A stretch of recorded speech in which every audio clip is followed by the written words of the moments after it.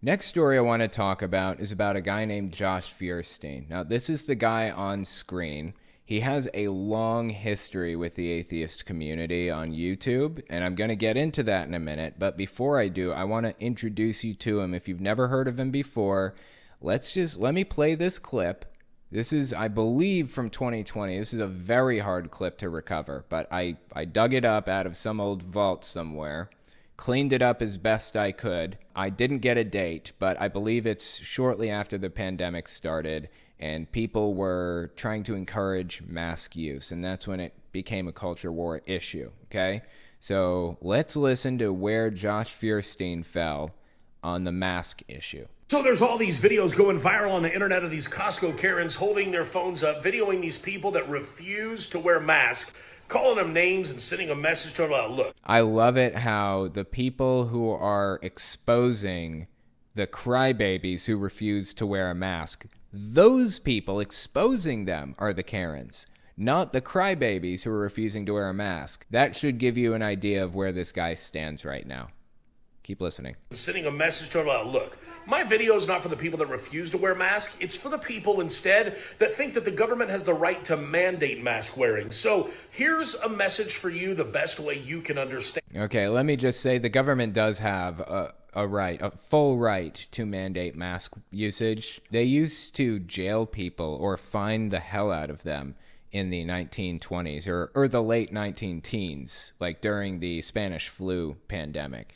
They would fine them or put them in jail if they refused to wear masks in some cases. The government didn't go anywhere near as far as it could have in the COVID pandemic. If they chose to, the government could have done a whole lot more. I don't know what this guy's even crying about, but let's keep listening. So here's a message for you the best way you can understand it.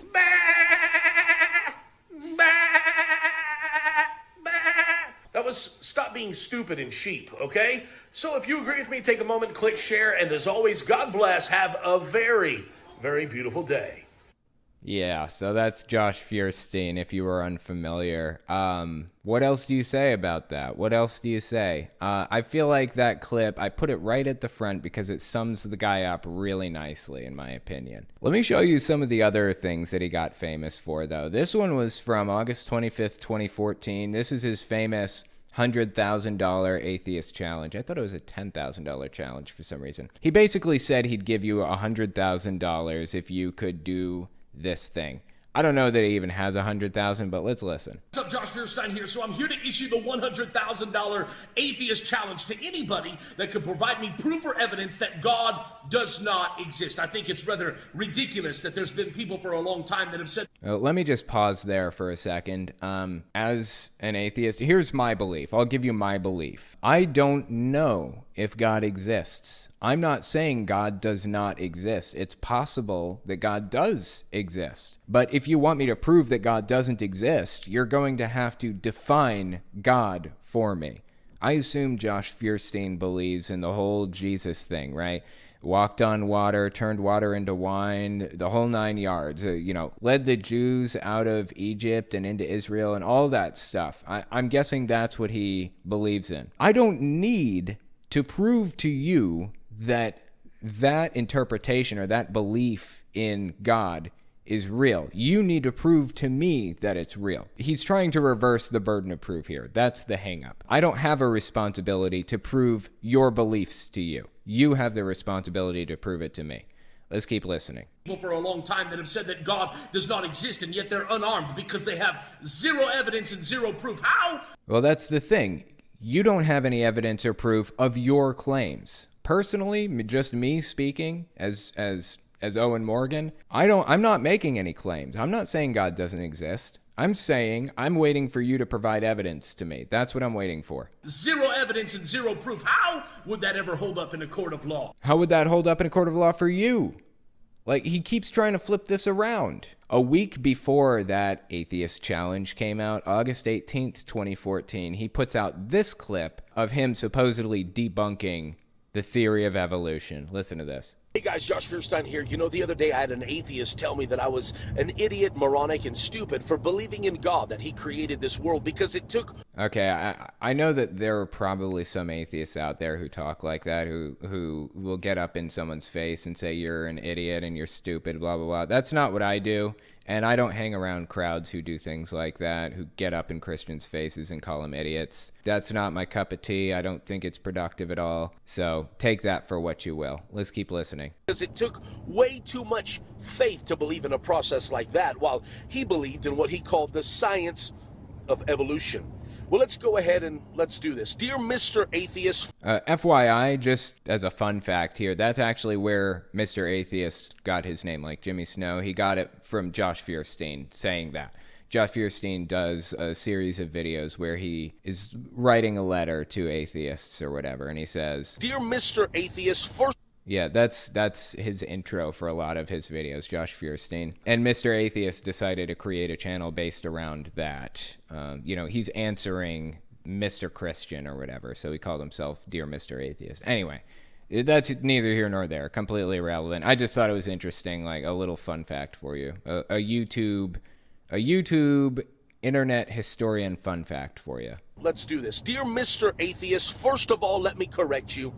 Because evolution is not a science, never has, and never will be. Why? Because it cannot fit within the parameters and parentheses of science for one simple reason. It was never observed. Incorrect. Yes, it was. Evolution is observed every single day. Here's the thing about evolution. It is an overarching set of ideas that include things like gene duplication, natural selection, sexual selection, artificial selection, gene mutations.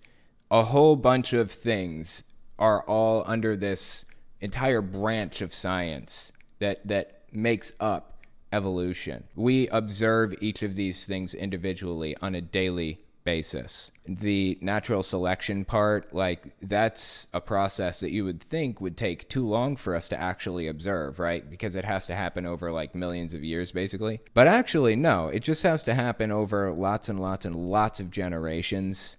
And we have E. coli, for example, certain bacterias or other things that have really, really short reproduction cycles. They will reproduce and create new generations like that, just back to back to back.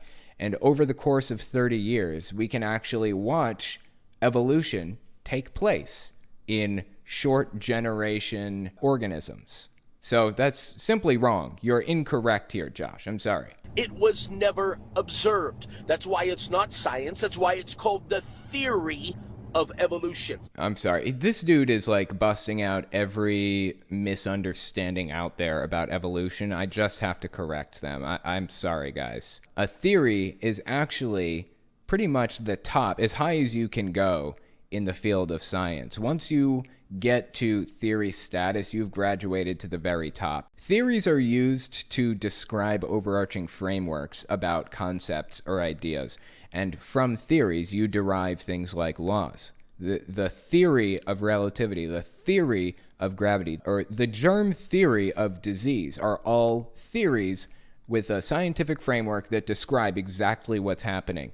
And from the theory of relativity, we derive laws, like the law of gravity. There's the theory of gravity and the law of gravity that describe different things. What you're confusing a theory with is a hypothesis. People do that in casual settings. They mix up the word theory and hypothesis all the time. But in a scientific setting, the theory of evolution is absolutely rock solid. There are no questions about whether or not it's real. If evolution was proven to be false tomorrow, which is possible because it is falsifiable, but it hasn't been falsified up to now. If it was falsified, we would still have to explain why we have things like natural selection, gene duplication, gene mutations, and all of the other individual parts that go into the theory of evolution. So just complete nonsense. You're wrong. You are incorrect. And you're spouting off every misunderstanding and misquote that you have about evolution. Let's keep listening. The one thing that science demands, if you've heard of something called the Law of Thermodynamics, which means... Ooh, I love this one. He's talking about the second law of thermodynamics. Absolutely. I know exactly what he's about to say here. Let's listen in. It means that chaos can never produce order. No, that is not what the second law of thermodynamics says. It says, in a closed system, entropy increases. When there is no fuel being added to a closed system, entropy increases. Entropy is the lack of order, basically. So the more entropy there is, the more disordered a set of molecules or whatever is. Here's where the hang-up is with Josh Fierstein's claim, okay? The Earth is not a closed system. The Earth has a fuel source coming in called the sun. The sun is bearing down and giving us energy in the form of heat, among other things. So the Earth isn't a closed system, and for that reason, the second law of thermodynamics does not apply to Earth. That is why you see order instead of disorder on Earth. The second law of thermodynamics would say that life shouldn't exist if it was a closed system, but it's not. Let's keep listening. Never produce order. Look at the world that we live in. The sun goes up, the moon comes out, we travel around the sun, we have years, we have days, we have seasons, the tide comes in and out, everything works like a clock. He's starting to sound like Bill O'Reilly over here. Tide goes in, tide goes out. Never a miscommunication. You can't explain that. You can explain why the tide goes in. Tide goes in, tide goes out. See, the water, the tide comes in and it goes out, Mr. Silverman. Maybe it always comes Thor in on top of Mount Olympus who's making the tides go in and out. No, but you can't explain a scam that. and a myth are the same. The You can't myth and explain religion are the same thing. It doesn't matter if I can explain it. It doesn't? That doesn't mean that an invisible magic man in the sky is doing it. And you're free to believe that. The tide comes in and out, everything works like a clock. It has order. And yet, you cannot argue that a world that has order came out of an accident because it defies the very logic and laws of science.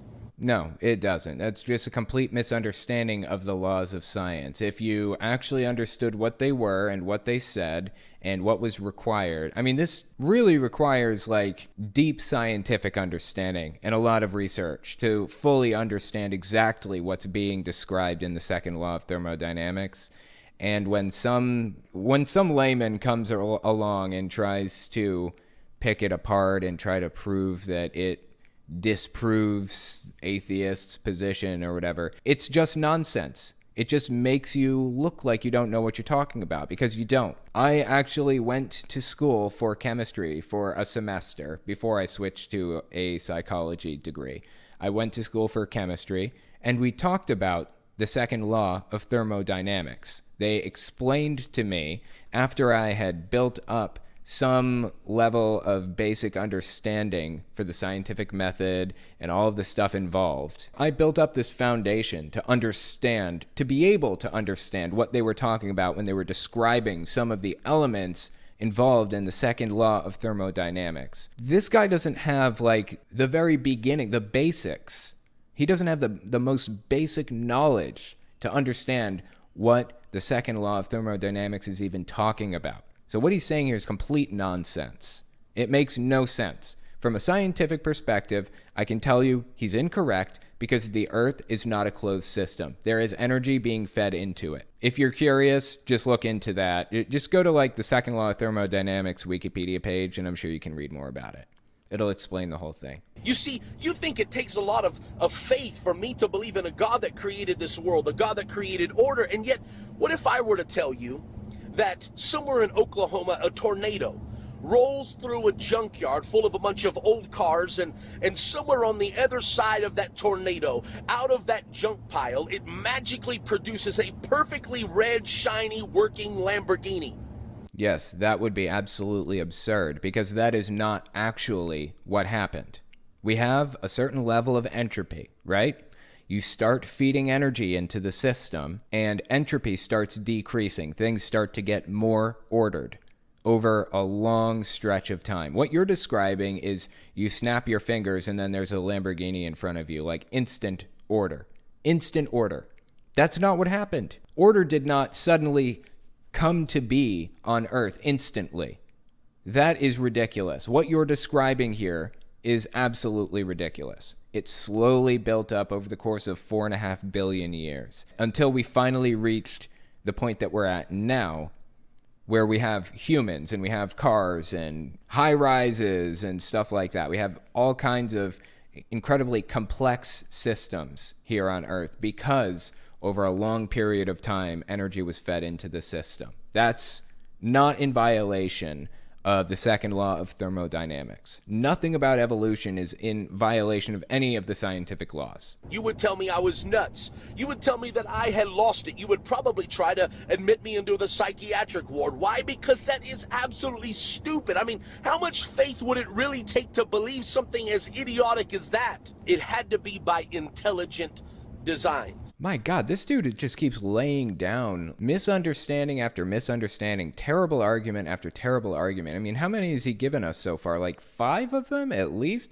Second law of thermodynamics, that bit about evolution not being observable, intelligent design. I mean, it just keeps going and going. It's crazy, dude. He tried to debunk evolution in 3 minutes. That was even the name of this video clip of his. A Christian debunks evolution in 3 minutes or something like that. He just laid out all of the thoroughly debunked ideas that Christians have been spouting off for like decades in those 3 minutes. That doesn't disprove evolution. But here's where the guy actually got famous. This got him on like CNN and all kinds of other news networks. What he said in this is November 8th, 2015. He starts throwing an absolute temper tantrum over the Starbucks cup being red for Christmas. Check this out. Josh Fierstein here. You know, I think in the age of political correctness, we become so open-minded, our brains have literally fallen out of our head. Do you realize that Starbucks wanted to take Christ and Christmas off of their brand new cups? That's not true. They just liked red cups. That's not why they removed Christmas from it or whatever else. Off of their brand new cups. That's why they're just plain red. In fact, do you realize that Starbucks isn't allowed to say Merry Christmas to customers? Well, not true. As far as I know, that's never been true. Matter of fact, we can actually just look this up real quick. The war on Christmas cups. This is on Snopes.com. The coffee chain Starbucks removed all mentions of Christmas from their red holiday cups because they hate Jesus. Rating? False. The Starbucks coffee chain's use of special holiday cups during November to December timeframe is an annual tradition that dates to 1997. Each year since then, the coffee chain's unveiled new designs, which typically feature traditional winter and Christmas holiday symbols, such as snowmen, ornaments, and reindeer. When Starbucks unveiled their 2015 holiday cup, many customers were surprised to see that it sported a solid red design that featured no symbols other than the standard green and white Starbucks logo. In a press release issued on 22nd of October 2015, which was, this clip came out, let's see, 312. Yeah, this clip came out November 8th, 2015. And Starbucks had released this statement to the public October 22nd, 2015. So basically 2 weeks before Josh Fierstein even released this. This year's iconic red Starbucks cup features a two-toned ombre design with a bright poppy color on top that shades into a darker cranberry below. We have anchored the design with the classic Starbucks holiday red that is bright and exciting, said Jeffrey Field, Starbucks Vice President of Design and Content. The ombre creates a distinctive... No, the amber? Am I saying that wrong? The amber? Yeah. The amber creates a distinctive dimension, fluidity, and weightedness. This year, we wanted to usher in the holidays with a purity of design that welcomes all of our stories. Starbucks has become a place of sanctuary during the holidays, he said. We're embracing the simplicity and the quietness of it. It's a more open way to usher in the holiday. So it was just an aesthetic choice. It wasn't a religious thing. They weren't making a statement. They don't hate Jesus or any of that stuff. But none of the facts matter to people like Josh Fierstein. Like I said, this video that Fierstein put out really got some attention. It got him on CNN. Like I said, he ended up, maybe it was CNN or MSNBC, one of them. He went on a news network and debated somebody about Christmas or Starbucks Christmas cup or something. It's complete nonsense. This is one of the things that really propelled him to fame. He is incredibly influential now. If that doesn't give you an idea of where he stands on culture war issues, would you be surprised to find out that he gave away guns at his church to people who showed up? Amen. You come to worship Jesus and leave with a gun. Amen. No joke. Dude gave out guns at church. And then, after that, okay, January 5th, 2021, he shows up at the Trump rally leading up to the January 6th events. He was at the Stop the Steal rally that took place at the Capitol. Listen to what he had to say there. Ladies and gentlemen, the Bible declares that the thief and the enemy has come but to kill, to steal, and to destroy. For the last 40 years, the liberals have tried to kill our unborn babies, steal elections, and destroy the Constitution. But patriots have come to Washington, D.C. to make their voices heard that we will not allow them to steal this election. Completely unhinged from reality. No joke. Completely unhinged from reality. Dude has completely bought into all of the conspiracy mongering and all of the fears and all of the other nonsense that QAnon and extremist right-wingers have to sell him, honestly. And it's incredibly sad. He is now propagandizing for them. But like I said, he's been doing this kind of thing since 2014 at the very least. That's when his $100,000 Atheist Challenge video came out, 2014. And as I said, he's not a nobody. Look at this. He's at a Trump rally, the January 5th Trump rally, leading up to the storming of the Capitol on January 6th. He was at that rally right before the January 6th events. He was there, and he was giving a speech there. He was invited to speak at the Stop the Steal rally for Donald Trump on January 5th. That's influence right there. Not only was he invited to speak there, but he intentionally, specifically used a lot of inflammatory, warlike language leading up to this. Remember, this stuff was happening just before they stormed the Capitol, broke into it, and erected gallows out back. Of a Judean hill tending the flock, when a lion and a bear came to steal the little lambs. Why did God put David there? He put him there to stop the steal. But we as the Church of the Living God are standing up saying we're not just mad at hell, but we're mad as hell. Completely unhinged. Some of the stuff that he says is incredibly disturbing. Not just in this, but just in general, the things that he says really deeply disturb me. So today I stand with the Black Robe Regiment, and I am one preacher declaring to patriots. Black Robe Regiment is a callback to basically fighting a literal physical war. They literally want to fight a physical war against liberals or Democrats or whatever else. That's what he's calling back to right now. To patriots, it is time for war. Let us stop the steal. Yeah, if the Black Robe Regiment reference wasn't enough, he even said, I'm calling out to patriots, it's time for war, stop the steal. I mean, that's concerning stuff, dude. Really, that's concerning stuff right there. I'm very disconcerted by what's happening right now. So that one was January 5th, 2021, right? Well, he's back. He's back. Early March 2022, he and his wife went on their show or whatever, and they had some things to say. Josh and Jess is their show. I wanted to see what kind of advice they had for young people today. Let's check this out. Yeah, like one thing that I notice a lot of, like even people on Instagram or Facebook do, they always do like Woman Crush Wednesday, Man Crush Monday, and they always are like, oh, this is my celebrity crush, and I'm always thinking like, what? This is my Man Crush Monday right here. Okay, well, for one thing, we don't know that the people on Instagram or whatever who are saying that stuff, we don't know that they're in a relationship. Maybe they're not.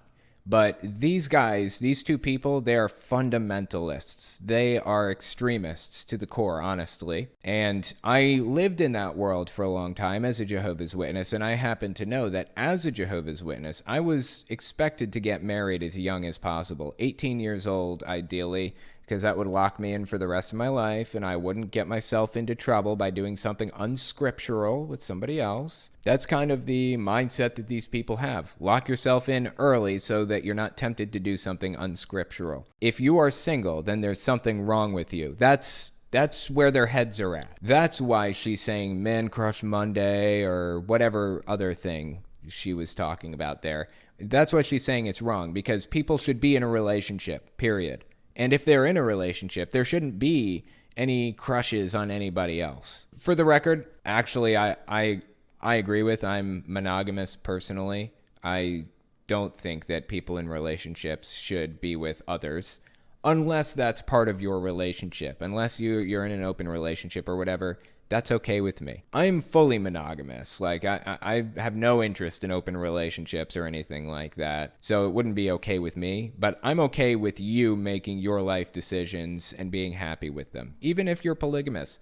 None of my business. I'm totally okay with that. If that's what makes you happy, then do it. I say the exact same thing to everybody. If that's what makes you happy, you're not hurting anybody else, do it. You only live once, right? Seriously, YOLO. You only live once. We're only here for a finite amount of time. Do not burn that time up being miserable. It just so happens that I'm happy in a monogamous relationship, fully monogamous, like not in an open relationship or anything, but that's just me. If it makes you happy to be in something different, then go for it. Anyway, let's keep listening. Wednesday, man crush Monday, and they always are like, oh, this is my celebrity crush, and I'm always thinking like, what? This is my man crush Monday right here. Like every Monday. Okay. I feel like he was trying to communicate more information than we needed, but maybe that's just my poor interpretation. Please let it be my poor interpretation. Like every Monday. It then leads to, people saying, oh, that one celebrity is my hall pass. Or it's like now all of a sudden we have people that are talking about like, well, if my wife ever met this person, I'd let her sleep with them. Or if I ever met this person, then that's my hall pass. And it's like, where does this start? Who cares? Why is it your business? It's not your business, as a matter of fact, Josh. It doesn't matter.